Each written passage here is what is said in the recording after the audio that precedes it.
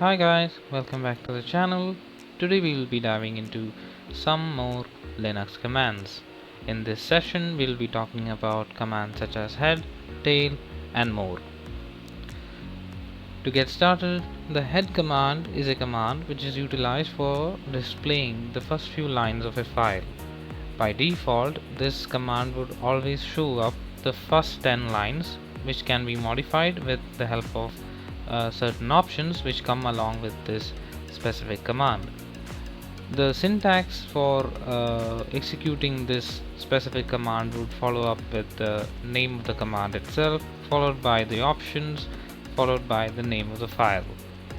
The option here would be specifying the number of lines or bytes that we wish to show, while the file name would be the last uh, date specific information that we would be mentioning, which would display the content for us to preview. So yeah, let's demo the head command with on this specific text.txt file, and once you hit enter, this text file basically contains lorem ipsum data. So here by default the head command is set to depicting the first 10 lines. However, this can be changed. Hence you write something like head followed by the number, which would be which is the specific information that is being sent here to display the so and so number of lines. So if we specify -5 followed by the name of the text, it would basically show up the first 10 lines, first 5 lines of the text file. So here basically the syntax would show up like this, followed by the name of the file. So here the head command follows up with the -n, which stands for the number, which basically refers to the number of lines which we wish to display, followed by the name of the particular file that we are interested in. The head command can also be used in order to depict data based on the number of bytes which are there in the particular text file. For that you basically use an option called -c followed by the number of bytes. Here we would be filtering the first 20 bytes from text.txt, and when you hit enter you can see that our output has been restricted only to 20 bytes. The -c option therefore allows you to read file byte by byte, and here since we have executed head -c followed by 20 here represents the number of bytes that we wish to showcase in the output. So based on that, here the data from text.txt would be only be limited to the first 20 bytes. The head command can also be utilized in context of multiple text files together. So in this case I do not have a text file, so let's create a new text file, text2.txt, and let's write some random text. Oh yeah, you have to press I in order to get into the insert mode. We will just randomly enter some text for the sake of the tutorial. So let's escape and exit and quit. So let's say I am interested in showcasing the first 3 lines of these two specific files. So let's write head followed by -3 followed by the name of the files respectively in a consecutive manner, and once you hit enter you can see that the output basically showcases the names of the files at the very beginning, followed by the content. Here since we have mentioned -3, only the first 3 lines would be depicted, and yes, empty lines are also considered as a valid output, therefore it only restricts to the first 3 lines. So yeah, whenever we are in a conundrum, whenever we have to preview the contents of multiple files, head command can also be versatilely be used in this paradigm as well. So yeah, so you just mention names of the files in a consecutive manner, one by one. The head command, Linux as a in the terminal basically has a flexible methodology whereby which we can take the output of one command and basically supply that output to the next command.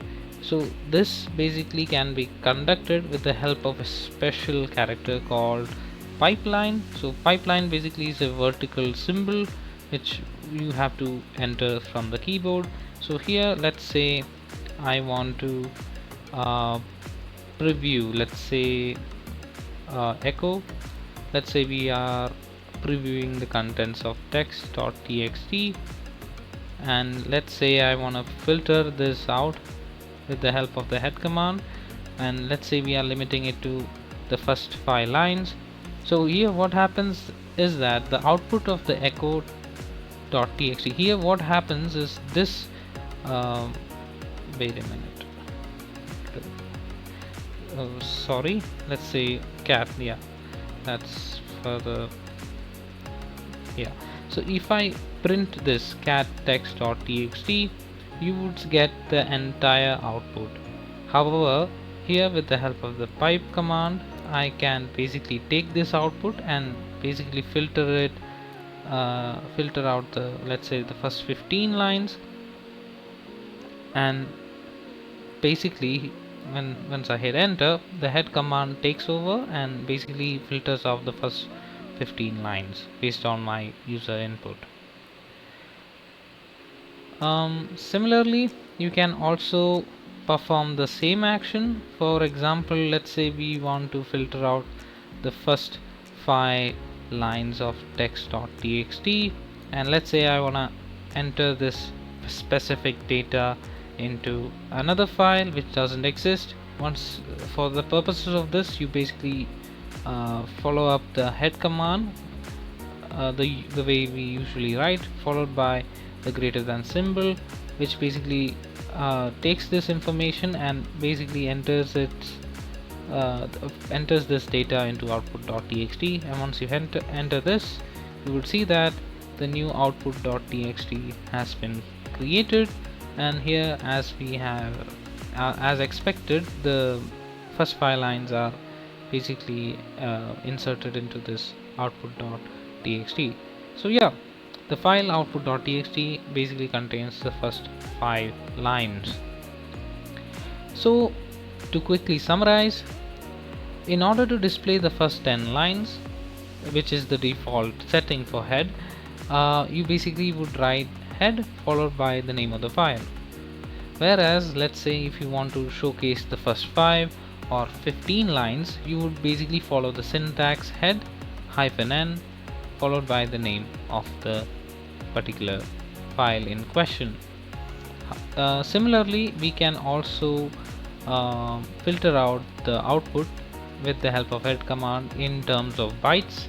If we are interested in just depicting the first 20 bytes of a specific file, you would basically follow up with the syntax head -c, the number of bytes that we are interested in depicting into the terminal, followed by the name of the file.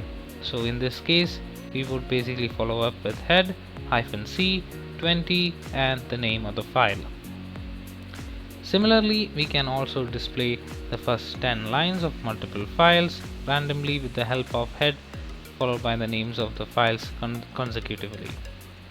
Similarly, pipe is another command, but this kind of flexibility is also provided with Linux, whereby which you basically enter the first command followed by the pipe symbol followed by the head command, effectively meaning that the output of the first command is sent to the second command after the pipe symbol. So yeah, so in this case we have demonstrated the efficacies of the head command. Similar to this, there is also another command called tail command. the tail command, which performs the same functionalities as head, with the difference being that by default it always showcases the last lines of a file, and similar to head, it would by default show you the last 10 lines. This kind of behavior, again with the help of flags and tags, can be modified as well. So the typical syntax structure would look like this, whereby which the tail command is followed up with the option here, which we would specify the number of lines of bytes, followed by lastly the name of the file, whose specific data that we wish to preview. So let's try to execute this. If you write tail followed by the name of the text file in question, when we hit enter, the last 10 lines of this specific text file are depicted in the output. So this can be useful whenever we are working with updates which might be happening in log files in context of programming. So this is where tail command comes into the picture. Similarly, we can also again filter out the number of lines with the help of the tag -n. Here -n is an arbitrary number, it could be any number. So we would basically write, in this case we are trying to filter out the last 5 lines. So here this would be the structure of the command, and once you hit enter, you can see that as before the output has been restricted to the last 5 lines of the text file. Similarly, we can again do the same in context of bytes. Here we would be filtering out the last 20 bytes of text.txt, and once you hit enter, you would see that the last 20 bytes have been printed in the output. So here, again, just like in head, we can again do the same within context of the multiple text files by specifying the text files one by one. And once you hit enter, as you can see, again the text name has been printed at the very beginning, followed by the data of that text file, and the same is again repeated. So let's say we want to again use the pipe command. This is kind of self-explanatory at this point. You can again do the same in this context, and once you hit enter, it would wait a minute. Sorry, I just get cat and echo mixed up sometimes. And once you hit enter, you can see that the last 5 lines are depicted. So we can also display the contents, which if you might not know this, that sometimes here we might display the first 10 lines followed by displaying the rest. This is a specific option whereby which you can basically skip the lines with the help of this command structure, whereby which we are right now skipping the first 5 lines from the output. So if you let's say if I want to write something like